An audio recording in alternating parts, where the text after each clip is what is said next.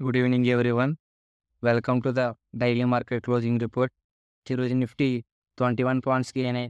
సెన్సెక్స్ 89 పాయింట్స్‌కి అయింది. అలాగే bank Nifty 73 points loss అయింది.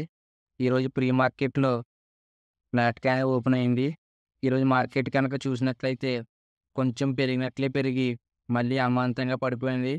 ఈరోజు నైట్ హెడ్ మీటింగ్ యొక్క డెసిషన్ వస్తుంది.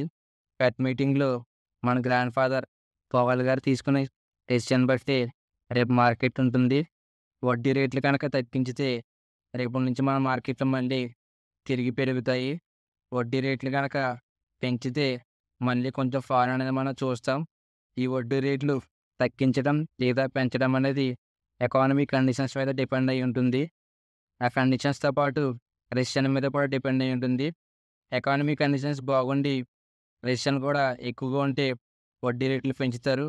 ఎకానమీ కండిషన్ బాగున్నా రెసిషన్ కూడా తక్కువగా ఉంటే ఇంట్రెస్ట్ రేట్స్ అనేవి తగ్గిస్తారు.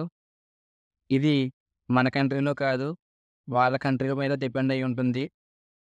చూద్దాం వాళ్ళ డెసిషన్ ఎలా వస్తుందనేది. వాళ్ళ డెసిషన్ బట్టి మనం నెక్స్ట్ ఎటువైపు మూవ్ అవ్వాలనేది డిసైడ్ చేసుకుందాం. సెబీ వాళ్ళ యొక్క మాటలని మిడ్ క్యాప్ మరియు స్మాల్ క్యాప్‌లో పెద్ద ఫాల్‌ని చూసాం. దానికి తోడు ఈ ఆర్‌బీఐ వాళ్ళు కూడా మిడ్ క్యాప్ మరియు స్మాల్ క్యాప్‌లో ఫ్రాడ్ జరిగింది. మిడ్ క్యాప్, స్మాల్ క్యాప్ కూడా బాగా పెరిగాయి. ఖచ్చితంగా ఏదో ఒక ఫాల్ ఉంటుందని చెప్పి ఆర్‌బీఐ ఈరోజు స్టేట్మెంట్ చేసింది. వీళ్ళందరి వల్లే కదయ్యా మార్కెట్ అంతలా భయపడుతుంది.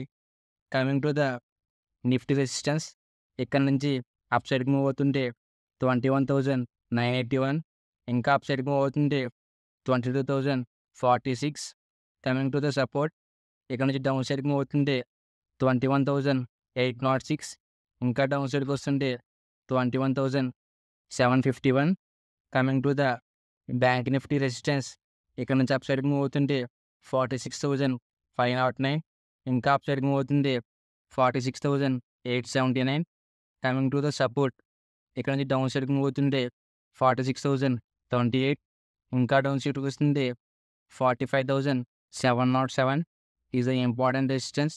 అంతవరకు రాదని అనుకుంటున్నాను. చూద్దాం ఈరోజు మీటింగ్‌లో డెసిషన్ ఎలా వస్తుందో. Thank you.